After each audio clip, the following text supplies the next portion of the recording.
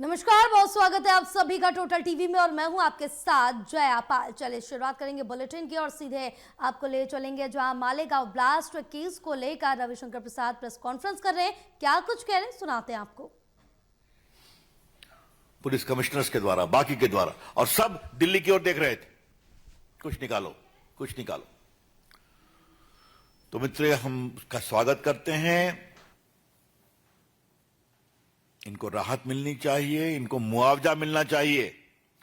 Court ने जो victims हुए उनको मुआवजा तो दिया है, लेकिन जो 17 साल से इनका जीवन गया इस केस के चक्कर में, प्रज्ञा ठाकुर जी की पूरी संत का व्यक्तित्व इतना कलुषित किया गया, और कर्नल पुरोहित एक बहुत ही ब्रेव भारत की सेना का जवान, जिसको कितने मेडल मिले, उपलब्धि मिली, कमेंडेशन मिला, जिस तरह से उन्होंने आतंकवादियों के खिलाफ काम किया कश्मीर में, तो उनका क्या पुरस्कार मिलेगा, उनको क्या मुआवजा मिलेगा। मैं उम्मीद करूंगा ये लोग उनसे माफी मांगेंगे और उनको मुआवजा दिया जाए, ये भी हम अपेक्षा करेंगे। और जिन पदाधिकारियों ने टॉर्चर किया है, पुलिस के लोगों ने झूठा फंसाया है, उनके खिलाफ भी कार्रवाई होगी। That's all from my side, friends. Open to questions. प्रश्न सादर आमंत्रित हैं शैलेंद्र डी। ऑपरेशन सिंदूर पर अभी जब चर्चा विकास हो चुकी है शुरू तभी चिदम्बरम साहब का एक बयान आया था कि उसके जो आतंकी हैं वो पाकिस्तानी कनेक्शन कैसे हैं, क्या सबूत है, ठीक चर्चा से पहले। और चिदम्बरम साहब थे जब ये पूरा भगवा आतंकवाद और हिंदू आतंकवाद की थोड़ी सामने आई थी, जिसको कांग्रेस के तमाम नेताओं ने सपोर्ट किया। तो आप ये कहना चाह रहे हैं कि पूरी एक सोची समझी रणनीति के तहत सबसे लेकर अब तक ये किया गया कि अभी हाल ही में उस पर पाकिस्तान ने कनेक्शन पर सवाल उठाया था ऑपरेशन सिंदूर पर। ऐसा है कि ये चिदम्बरम का खुद का डीएनए नहीं है, ये कांग्रेस का डीएनए है, आज की कांग्रेस का डीएनए है, जो वोट बैंक के लिए किसी भी सीमा तक जा सकते हैं। और यही नहीं, 3 तलाक का विरोध किया, शाहबानों का विरोध किया, वक्फ बिल का विरोध किया, हार रहे हैं बार बार। और ये बात मैंने सदन में कहा था, आज मैं दोहरा रहा हूं। वक्फ पर बोलते हुए मैंने कहा था कि 1986 में राजीव गांधी को 400 सीट थे, याद है आपको? और उसके बाद से कांग्रेस पार्टी ऐसा पिटी कि आज तक कांग्रेस पार्टी को एक बार भी पूर्ण बहुमत नहीं मिला। फिर भी नहीं समझते हैं, वोट बैंक के लिए लोग किसी सीमा तक जा सकते हैं। तो चिदम्बरम तो है ही हैं, राहुल गांधी क्या है, मैंने बताया आपको क्या कहा उन्होंने अमेरिकन एम्बेसडर्स को।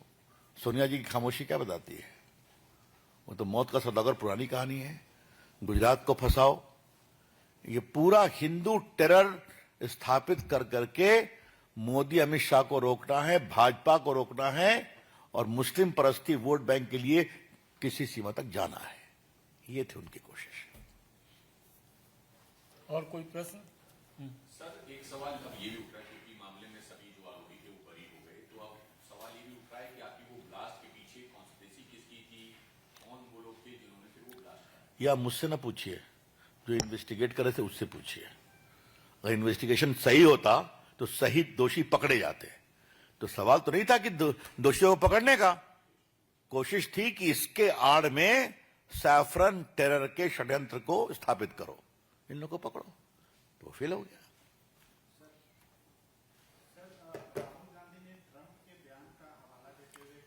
ट्रंप बाद में आएंगे। और कोई सवाल? हिमांशु।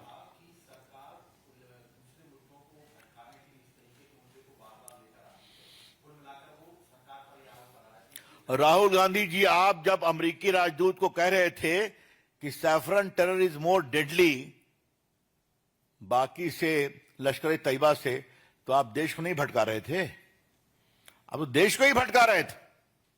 और आज जब आपके भटकाने का षड्यंत्र फेल हो गया तो आप सच्चाई से भाग रहे हो, कहते हैं मुद्दे नहीं भटकाए।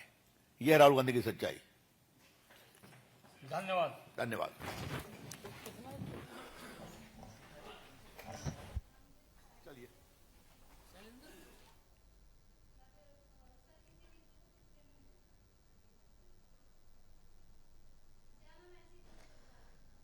तो मालेगांव ब्लास्ट के सभी आरोपियों को बरी कर दिया गया। कर्नल पुरोहित और साध्वी प्रज्ञा भी बरी हो गई हैं और इस पूरे मामले को लेकर वकील का क्या कुछ कहना सुनाते हैं आपको।